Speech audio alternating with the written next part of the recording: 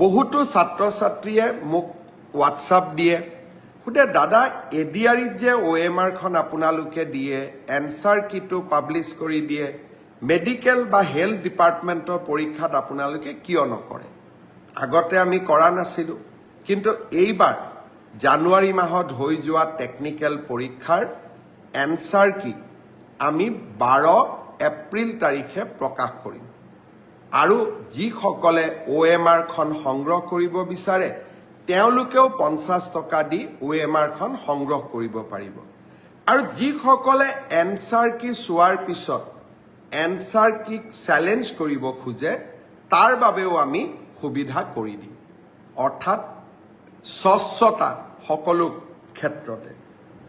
যোৱাকালি হৈ যোৱা তৃতীয় শ্ৰেণীৰ পৰীক্ষাটো আমি একেই ব্যৱস্থা গ্ৰহণ কৰিম।